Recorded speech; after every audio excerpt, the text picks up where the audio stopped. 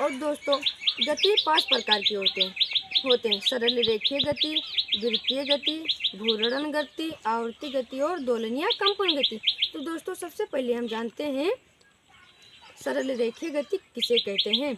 जब किसी वस्तु सरल रेखा में गति करती है तो उसकी गति को हम सरल रेखीय गति कहते हैं। तो दोस्तों चलिए हम उसका उदाहरण देखते हैं।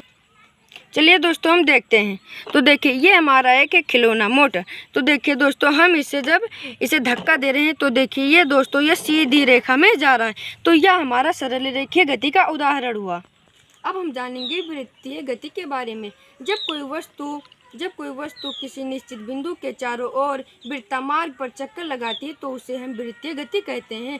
तो चलिए दोस्तों हम वृत्तीय गति का भी उदाहरण देखते हैं। देखिए दोस्तों हम उसका उदाहरण भी देखते हैं। तो देखिए दोस्तों हमारे पास एक गिट्टी के छर्री और एक धागा है। तो देखिए दोस्तों जब हम इसे नचाते हैं तो यह एक निश्चित बिंदु के चारों ओर वृत्तमार्ग पर चक्कर लगाती है।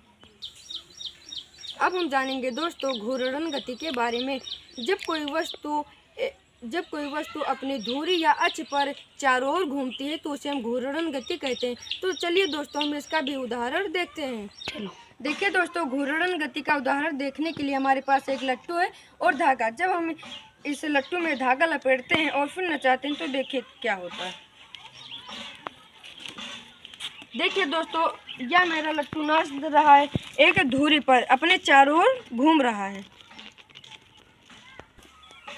अब हम जानेंगे दोस्तों आवर्ती गति के बारे में। जब किसी वस्तु एक निश्चित समय के बाद अपनी दूरी को बार बार दोहराती है तो उसे हम आवर्ती गति कहते हैं।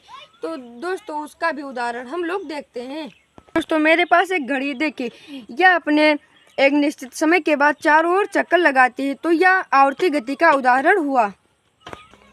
दोस्तों अब हम जानेंगे दोलन या कंपन गति के बारे में। जब कोई वस्तु अपने मध्य स्थिति के दोनों ओर सरल रेखा में गति करती है तो उसे हम दोलन या कंपन गति कहते हैं। दोस्तों उसको उदाहरण देखने के लिए देखिए दोस्तों दोलन या कंपन गति का उदाहरण देखने के लिए हमारे पास एक कंघी और एक धागा। देखिए दोस्तों जब हम इसे करते हैं तो देखिए ये अपने दोनों मध्य स्थिति के दोनों ओर सरल रेखा में गति करता है। तो यह दोस्तों दोलन या कंपन गति का उदाहरण हुआ। धन्यवाद।